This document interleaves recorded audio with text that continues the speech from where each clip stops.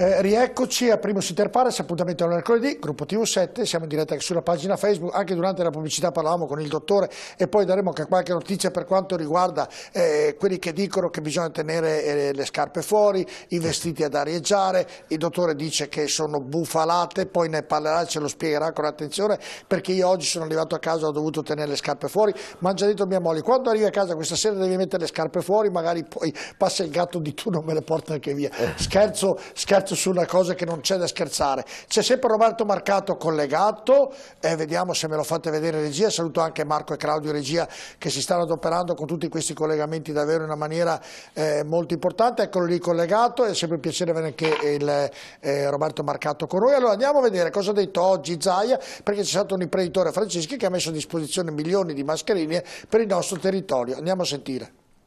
Qualche giorno fa Fabio Franceschi mi ha chiamato e mi ha detto voglio fare qualcosa per la mia comunità, voglio fare qualcosa per i cittadini, voglio fare qualcosa per il Veneto e ho capito che mancano le mascherine, cerco di modificare parte del mio processo produttivo e voglio capire se riusciamo a fare qualcosa che sia un elemento di protezione individuale. Direi che Fabio Franceschi con tutto il suo staff ha lavorato tanto, giorno e notte.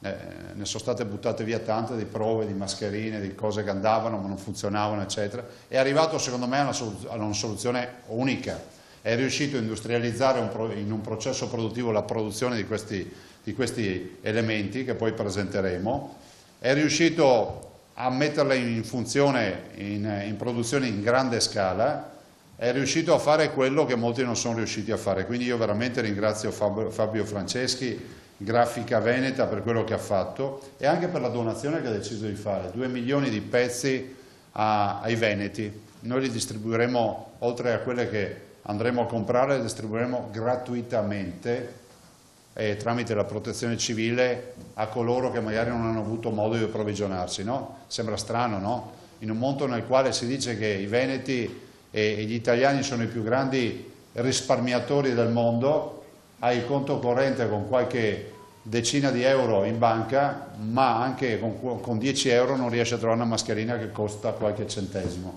Quindi c'è anche una dimensione di quali sono poi i valori in questo momento. E quindi il regalo che Fabio Franceschi fa lo fa doppio, lo fa perché fisicamente lo fa, ci regala 2 milioni di mascherine, penso che siano ossigeno per i veneti. Guardate, io la sto collaudando, la porto tutti i giorni sopra in ufficio, e dall'altro fa un bel regalo anche ai cittadini italiani perché so già che è stato contattato dalla Protezione Civile Nazionale, abbiamo lavorato assieme e devo dire che grazie al decreto approvato c'è una norma che è quella dell'articolo 16 che prevede la produzione di articoli di protezione individuale. Non sono prodotti medicali, però è pur vero che questo funziona più di un foulard, di una sciarpa o di una mascherina di base. Ecco, allora, ovviamente ringraziare tutti gli imprenditori che si rendono disponibili a fare delle cose che servono ovviamente al territorio e alle persone per aiutare a contribuire a evitare che arrivino i contagi, e le mascherine ovviamente inizialmente non lo erano, non lo sono importanti, ma parleremo anche di questo perché abbiamo collegato il sindaco, lo ringrazio, di Verona, che è Federico Sboarina, dovremmo averlo in collegamento Skype, adesso andremo e lo vedremo anche lui. Vediamo se la regia mi dà sul monitor, eccolo, lo ringrazio. Buonasera sindaco, grazie della sua disponibilità. Buonasera, mi sentite? Sì, benissimo, la sentiamo benissimo. Collegato, lei, non so se ha visto i nostri ospiti, c'è anche Roberto Marcato che è collegato, quindi può interagire anche il nostro assessore allo sviluppo economico. Ciao sindaco. Eccoli, si sono salutati ovviamente tramite collegamento. Sindaco, la prima domanda che mi viene da farle è Padova-Verona, le due città che oggi con i numeri sono stati impietosi, sono state le più colpite della nostra regione. Sì, noi è da 2 o 3 giorni che stiamo crescendo in modo esponenziale, purtroppo siamo arrivati, l'ultimo aggiornamento di oggi è 663 nella Verona città e provincia.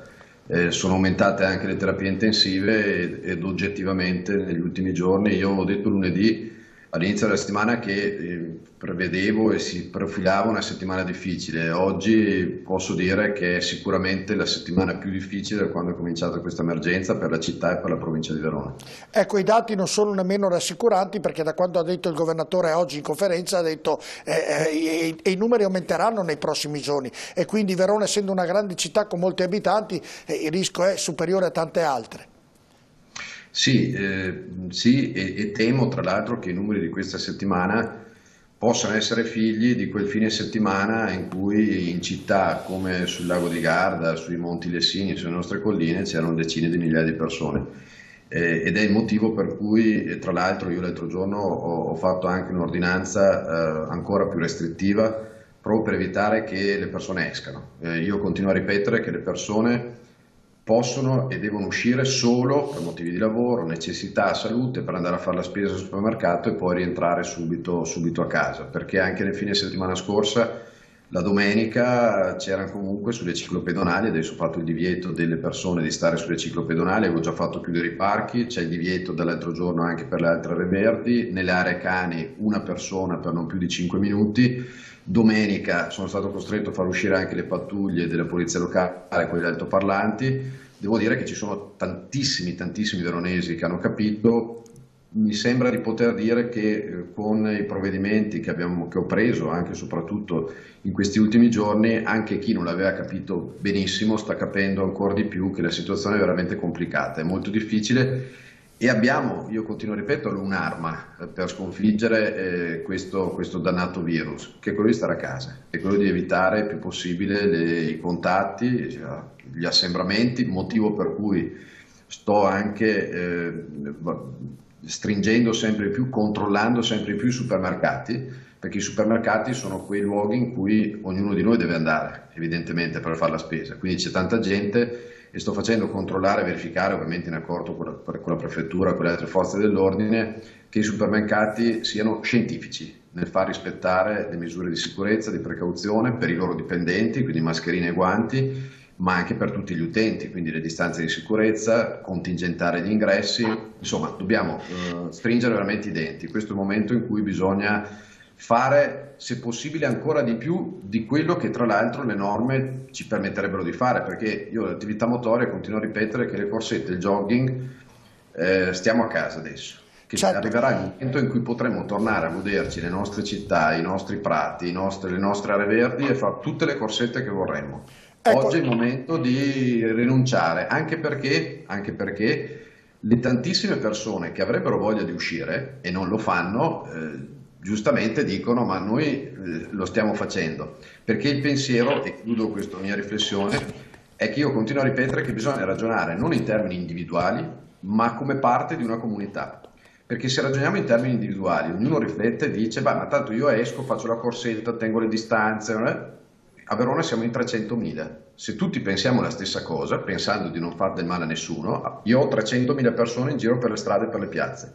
Se invece si ragiona in termini di comunità, uno fa una riflessione ulteriore e dice anche se vorrei, anche se ad oggi non so se ci saranno ulteriori restringimenti, potrei uscire a fare la corsetta, non la faccio, per rispetto a quelli che come me non la fanno e che la vorrebbero fare. È stato molto chiaro, Sindaco Seda. L'ultima domanda per quanto mi riguarda, poi non so se i miei ospiti vorranno fare delle domande, compreso Roberto Marcato.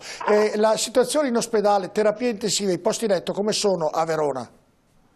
Ma allora noi ci stiamo preparando, siamo coordinati, nel senso che ad oggi la situazione non è una situazione, ci stiamo. Il problema è che in queste situazioni tu devi muoverti in via preventiva, cioè devi muoverti valutando sempre quello che potrebbe essere la peggiore delle ipotesi, perché se si dovesse verificare la peggiore delle ipotesi devi essere pronto anche a quella. Io spero che tutte le precauzioni, le previsioni, i nuovi posti letto che si stanno predisponendo anche in altri ospedali della provincia, non solo nei due nosocomi principali, Borgo Roma e Borgo Trento della città, non ce ne debba essere bisogno, perché vorrà dire che siamo riusciti con tutto quello che stiamo facendo, tutti i sacrifici in questi giorni, che siamo riusciti a contenere il contagio. Ma in ogni caso dobbiamo prepararci anche al fatto che i numeri, e purtroppo i numeri di questi giorni, sono dei numeri in crescita, anche nelle terapie intensive, perché poi noi abbiamo oltre ai due grandi ospedali della città, abbiamo gli altri ospedali della provincia. Quindi ad oggi la situazione è una situazione che riusciamo, diciamo, a contenere, a gestire, però ci dobbiamo attrezzare se la situazione dovesse ulteriormente peggiorare. Grazie Sindaco, non so se Roberto Marcato vuole fare qualche domanda. Roberto Marcato. No, gli faccio solo un grande in bocca al lupo, perché gestire una città oggi con questa situazione non è facile perché devi prendere decisioni e perché hai uno stress continuo di richieste, di aspettative, di voglia di risposta ai tuoi cittadini, che ovviamente tu non sei in grado di dare sempre, e sei un punto di riferimento in questo momento, insomma è difficile, quindi voglio solo fare al Sindaco un grande in bocca al lupo. Ecco Sindaco, mi sono dimenticato di chiederle invece da un punto di vista sanitario, ne ha parlato in maniera molto ampia e anzi ha obbligato i propri cittadini, i suoi cittadini a rimanere a casa, invece da un punto di vista economico, ecco, le parti commerciali, industriali di Verona sono venute da lei a chiederle, caro Sindaco, cosa faremo? Ma assolutamente sì, abbiamo cominciato a lavorare subito. Devo dire che c'è stata una prima fase in cui la parte economica è stata quella che una città come Verona viene colpita incredibilmente, perché è una città che vive, città e provincia, noi facciamo circa 17 milioni di turisti, 3 in città, 14 più o meno sul lago di Garda. Quindi voi capite che per una città che vive anche e soprattutto di turismo, quindi i ristoranti, i bar, i negozi, gli hotel, cioè è una situazione a dir poco drammatica. Dopodiché a catena si sono innestate, la drammaticità ha esteso tutte le categorie economiche e quindi sicuramente l'impatto è devastante. Oggi ovviamente, e di questo devo ringraziare anche veramente, perché anche gli operatori economici, le categorie, tutti hanno capito che oggi è il momento di fare dei sacrifici, perché il sacrificio di oggi, quanto più noi facciamo sacrifici oggi, quanto prima riusciamo a uscire da questa situazione, quanto prima anche, quindi anche l'economia potrà ripartire. È chiaro che al di là, adesso ho visto il decreto di ieri, insomma in ausilio, io non faccio commenti, registro quello che il governo ha deciso di predisporre per le amministrazioni locali, che poi io dico sempre, quello che viene dato alle amministrazioni locali non è che viene dato a un soggetto terzo, perché quello che noi oggi non incassiamo in termini di tassa di soggiorno, in termini di minori entrate, sono minori servizi che possiamo erogare ai nostri cittadini.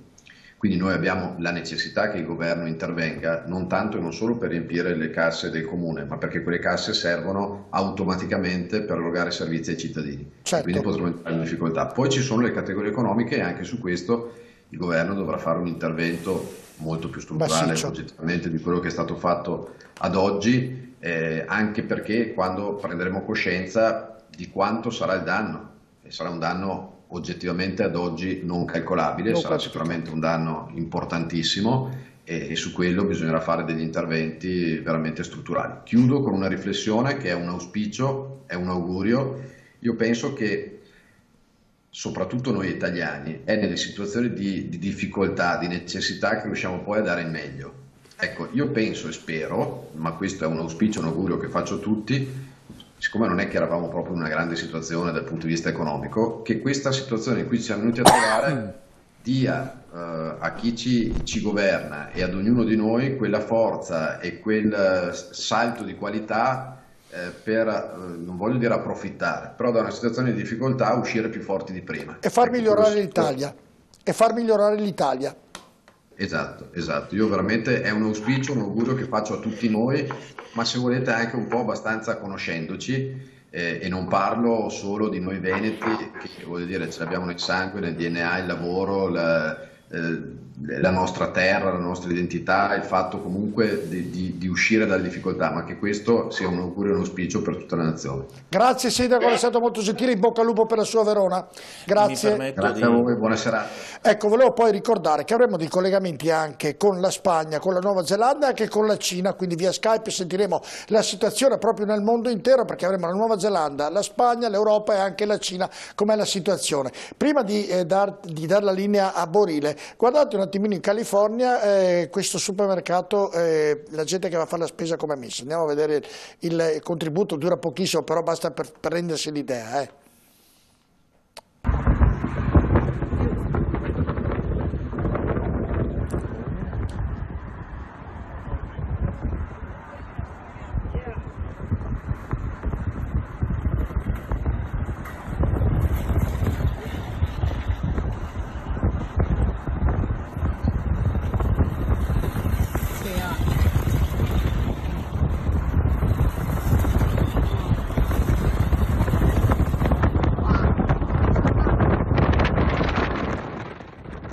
Allora, sono rimasti tutti impressionati. Questa è la situazione in California, non è di oggi, è quindi questa mattina. Avete visto praticamente la coda che era chilometrica, perché l'automobile andava veloce, anche non è che andasse piano. Ha fatto vedere senza fare la parte iniziale e la parte finale, ma vi garantisco che era lunghissima. E questa, caro dottore, l'apprensione che anche lì la gente inizia ad avere, per questo ho voluto far vedere questo contributo, questo filmato. Borile, lei voleva dire? Sì, due cose. Allora, innanzitutto in merito a questi comportamenti che sono anche, diciamolo, irrazionali, impulsivi, dettati dalla paura, dettati da una imposizione, da un obbligo, da una limitazione che innesca nell'uomo dei meccanismi anche eventualmente a volte irrazionali. Lo dico da antropologo questo. Lo abbiamo visto per esempio anche in Italia, nel momento in cui effettivamente c'è stata la prima limitazione, tutti nella stazione di Milano a partire e a fuggire via. Oggi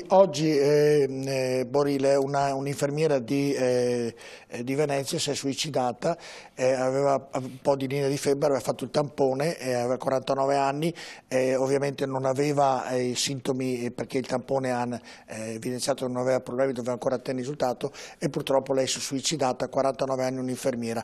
Ho fatto questo purtroppo, ho comunicato questo perché questa mattina Dennis ha fatto una telefonata con un'infermiera di Bergamo e non ha voluto apparire, però vi garantisco che è un lavoro all'ospedale di Bergamo. Ascoltiamo questa intervista che ha raccolto il nostro Dennis Maran.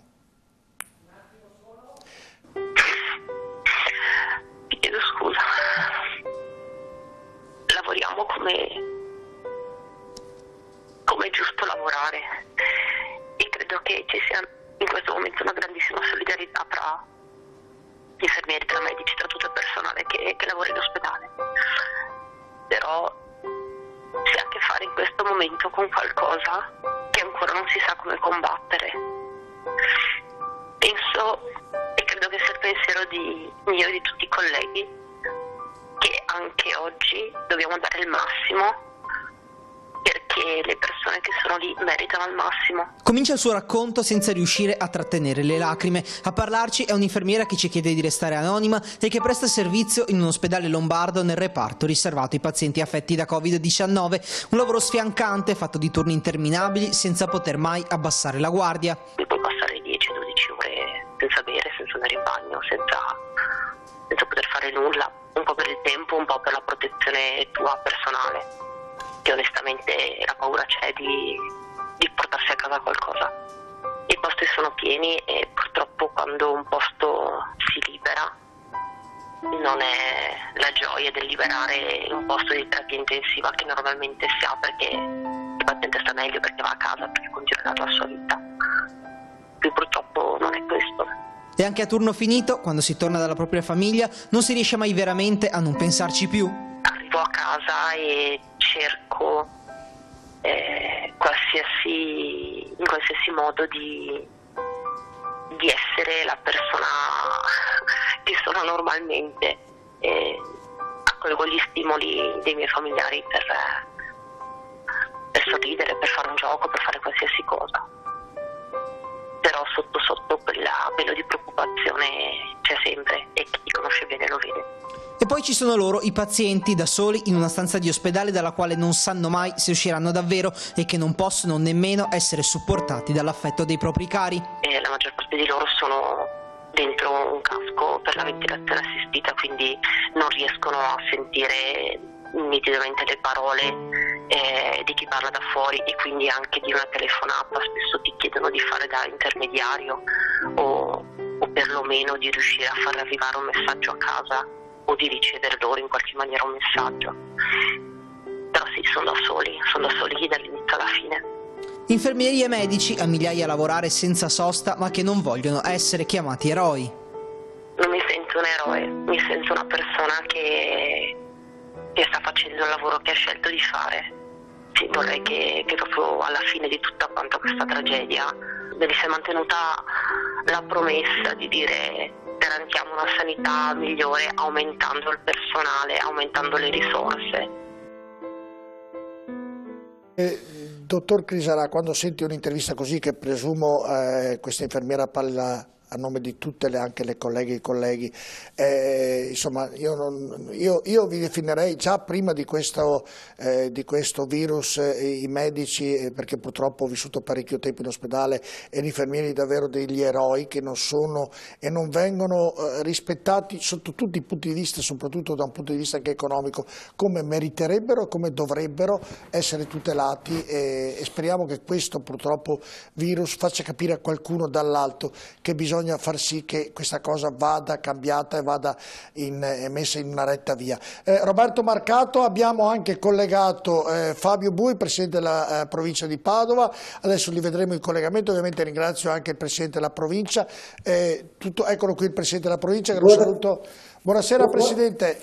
Buonasera a Roberto e tutti gli ospiti. Ecco, dopo la linea, una battuta su quello dell'infermiere e di tutti i medici.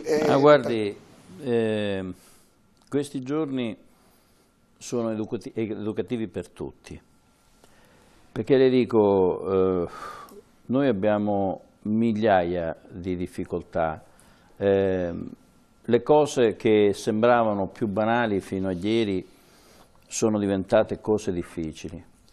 E l'altra sera, devo dire, adesso faccio una confidenza della mia debolezza, ho fatto, dovendomi occupare dei medici di tutta questa regione, di parte dei medici di questa nazione, ho fatto una telefonata a Dante Carraro, al direttore del QAM, perché in piccolissima parte, proprio ho pensato, noi qui siamo in queste difficoltà, lavoriamo così, pensa cosa fa Dante con i suoi in Africa, in posti dove in Sierra Leone a mani nude hanno affrontato l'Ebola, che in confronto a sta roba qua incredibile, è un passaggio. E allora ti senti in un'altra dimensione, in una dimensione in cui ti rendi conto che alla fine vivi in un sistema privilegiato,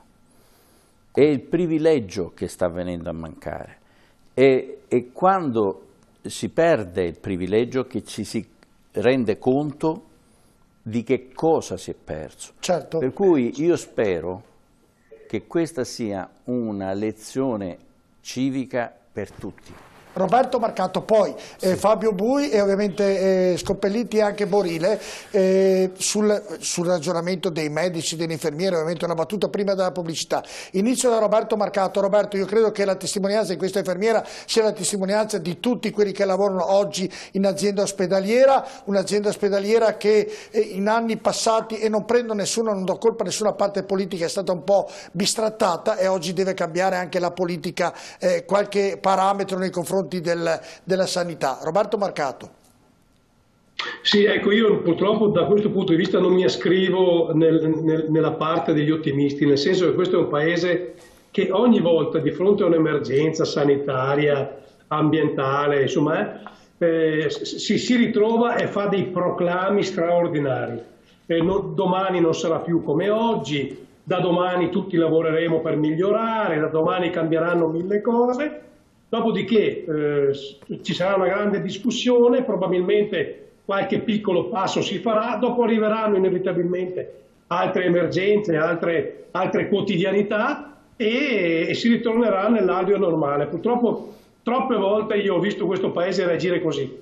Questa volta sarà diverso, me lo auguro, perché è stata sbagliata tutta la programmazione sui medici, e questo è del tutto evidente, è stata assolutamente sbagliata, è stata sbagliata la programmazione su altri ambiti, è del tutto evidente, ci servirà di lezione, io me lo auguro. Se guardo al passato però non sono così ottimista. Ecco, però fare un plauso a questi medici, a questi infermieri, bisogna pur farlo. No, ma su questo il Presidente Zaia credo che non passi ora che non lo faccia a nome di tutta la Regione. E noi stessi, noi abbiamo la fortuna, se abbiamo una delle migliori sanità d'Italia, è perché sono state fatte delle scelte strategiche di una certa natura, e perché c'è un personale dall'infermiere al primario che sono di una eccellenza straordinaria, i medici di base, la rete sociosanitaria, i distretti, cioè c'è tutta una montagna di persone che ogni giorno, oggi come dire, vengono esplose le loro qualità, questo è del tutto evidente, però ogni giorno, quotidianamente, da anni, questi danno qualità di servizio. Fabio Bui, però mi faccia solo... Per così, perché qualcuno te lo dice. Lo sai perché hai queste persone che lavorano in questa maniera. Ecco, mi faccia fare mezza battuta. Io chiedo a tutti di essere mezza battuta, però sintetici, come la Capua non può permettersi il lusso di dire quello che ha detto, Assessore, mi permetta, la politica non può dire non so che cosa succederà nel futuro, perché la politica siete voi, i decisori siete voi. Allora, sì, il discorso... Io sono realista, allora, se è realista dobbiamo dire... Allora, se è realista... non prendo mai in giro le persone che mi ascoltano. Assessore, allora, io non sto dicendo che è bene in giro, io dico... Uno alla volta qua servirà dopo. Io dico che non sono così ottimista perché troppe volte ho visto la classe dirigente, che non è solo quella politica, ma è dei dirigenti industriali, la classe dirigente, troppe volte l'ho vista reagire in maniera emotiva e poi ritornare nel trantrato. Come prima. Sì, lei ha ragione, però allora il problema, però se io seguo fino in fondo il suo ragionamento, bisogna pensare che le prossime liste di candidati saranno completamente diversi, perché una classe politica che non è capace di avere una lezione da quello che è successo, imparare e rimettersi in gioco, esattamente non deve essere, perché siamo figli di decisioni politiche. La Lombardia è combinata come è combinata per una serie di decisioni politiche prese negli anni. Quindi il problema è che a questo punto o la politica ha una riflessione su se stessa o questa politica e questo modo di fare politica deve andare a casa. Fabio Bui, io vi chiedo... Lo dovete dire, tra l'altro, lo dovete dire a quelle regioni dove hanno una sanità a terzo mondo, non al Veneto. No, guardi, non parliamo del Veneto, parliamo della Lombardia. Poi ne parliamo, faccio vedere un filmato che è abbastanza lungo, poi di un telespettatore ce l'ha mandato, poi ve lo faccio vedere a tutti. Lei, Marcato, lei ci vede anche in video, lei? No, io vedo in video, vedo l'amico Bui. Ah, ok, allora facciamo vedere Bui. Se il Presidente della provincia, per quanto riguarda medici e infermieri, su quanto abbiamo detto sinora, se vuole dire la sua. Presidente. No, guardate, c'è il rischio spesso in queste giornate, che sono giornate di impegno drammatico, impegno politico. Oggi noi dobbiamo gestire l'emergenza, la dobbiamo gestire con unitarietà di intenti e di azione encomiabile da parte di tutti noi. Impegniamoci innanzitutto a dire bravi ai medici, a sostenere i medici, il personale sanitario, tutto il personale, e a sostenerlo anche con quei presidi che oggi mancano e mano a mano stanno arrivando. E innanzitutto gestiamo questo, poi dopo questa emergenza cominciamo a dire dove abbiamo sbagliato. Ma oggi pensare al dove abbiamo sbagliato oggi sarebbe fuorviante rispetto all'obiettivo di sconfiggere quanto prima questo virus. Guardate, non scivoliamo sempre di chi è colpa, cosa si sarebbe fatto, qui se e qui ma. Oggi non si va da nessuna parte. Oggi dobbiamo sconfiggere tutti assieme il virus.